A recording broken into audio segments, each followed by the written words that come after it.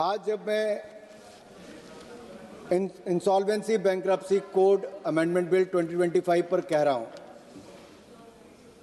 तो सरकार के काम को समझने के लिए एक बहुत सुंदर और याद रखने की एक तस्वीर प्रधानमंत्री मोदी जी ने जो कहा, मैं यहाँ पे कहना चाहूँगा, एंड आई कोट, कि भारत की रिफॉर्म एक्सप्रेस लगातार गति पकड़ रही है। ये एनडीए सरकार के समग्र निवेश और मांग आधारित नीतियों से चल रही है, चाहे इंफ्रास्ट्रक्चर हो, मैन्युफैक्चरिंग इंसेंटिव हो, डिजिटल पब्लिक गुड्स हो या ईज ऑफ डूइंग बिजनेस हो। हम समृद्ध भारत का सपना पूरा करेंगे। सभापति महोदय, इंसॉल्वेंसी बैंक्रप्सी कोड ने बहुत कुछ पिछले लगभग 11 वर्षों में हासिल किया है। उस पर आने से पहले 11 साल पहले तस्वीर क्या थी, मैं आपके माध्यम से बताना चाहता हूं। भारत एक ऐसा देश था आज से 11 साल पहले दुनिया में, जब डिफॉल्टर्स के पास तो सारी शक्ति थी, लेकिन ऋण दाताओं के पास केवल आशा ही थी। आज भारत एक ऐसा देश है आईबीसी आने के बाद, जहां ऋण दाताओं के पास कानून है, रेगुलेटर है, न्यायपालिका है और एक सशक्त बैंकिंग व्यवस्था है।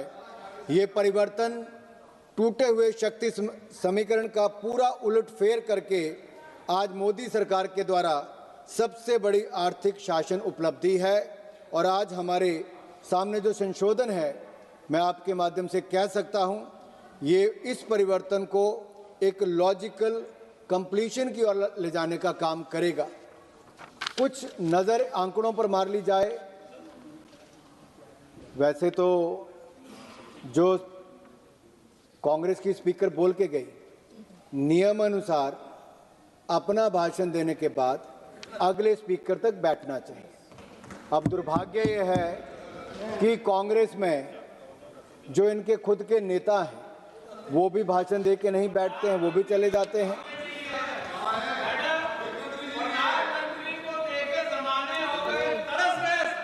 मैं जावेद जी की पीड़ा समझता हूं।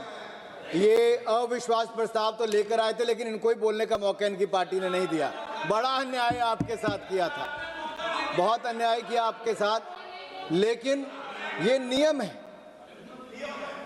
और जो नियम सदन के, मैं आपको केवल वो याद करवा रहा हूं, क्योंकि कुछ बातें वो माननीय सांसद यहां पर कह के गए, मैं उस पर चर्चा जरूर करूंगा।